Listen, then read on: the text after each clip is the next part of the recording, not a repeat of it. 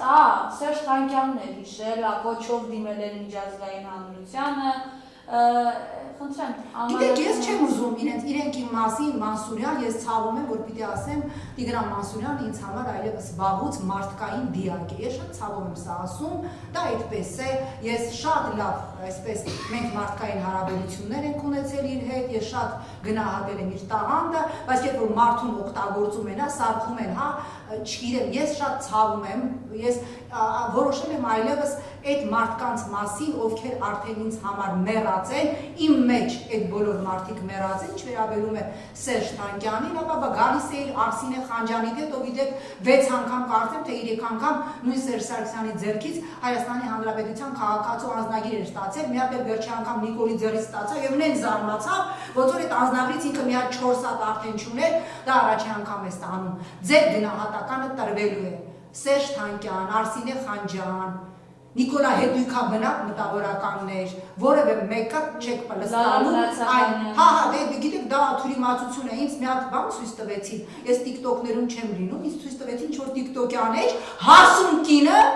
տիկտոկյան էջում անում է 13 տարեկան պատրոստկի, ինչ-որ զամաշկան էր, ես ամաչեցի, ես զարմացա, ես ամաչեցի եւ հասկացա, որ այդ կինը կարող է ասել, որ Սերժ Սարգսյանի ժամանակ Շուշին հարամված դժգույն քաղաք էր, բոմժանոց էր, հիմա Շուշին,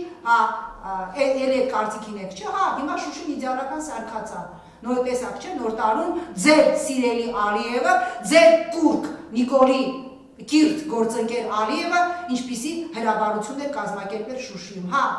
համաձայն եմ այդ առումով, ֆանտաստիկ թանգանոց հրավառություն էին կազմակերպել եւ ամեն օր բերում են այդ դինամիկները ազանի ժամին, Ղազանչեցուցից ամեն օր հնչում է ազանը եւ որպեսզի Ստեփանակերտում մարդիկ գժվեն, ես ինքս լսել եմ սիրելի Մարիամ, հյուրանոցում,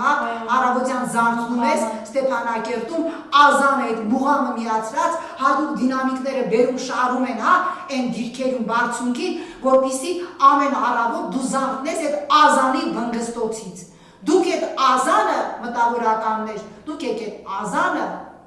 այդ մուղամը բերել մեր յուրաքանչյուրի տուն։ Եվ եթե ձեզ թվում է, որ մի մասը փախկվելով, մի մասը TikTok-ում կապիկություն անելով, մի մասը, չգիտեմ, զինվորների մոտ գնալով, մի մասը ասելով են ամենանողկալի նախադասությունը, որ մենք քաղաքականությամբ չենք զբաղվում, դուք ձեր ձեռքերից մաքրելու եք, այս արյան պատասխանատվությունը, դուք խորապես սխալվում եք։ Յուրաքանչյուրի ով պատերազմից հետո գնացել եւ Նիկոլա ընտրել, ով պատերազմից հետո լրել է ձեր յուրաքանչյուրի ձեռքերը թաթախված են 5000 երեխաների արյան մեջ։ Այդ արյունը ձեզ հետապնդելու է ամբողջ կյանքում, դուք այդ արյունից չեք մաքրվելու, հանկարծ չմտածեք, իսկ ձեր էլիտան,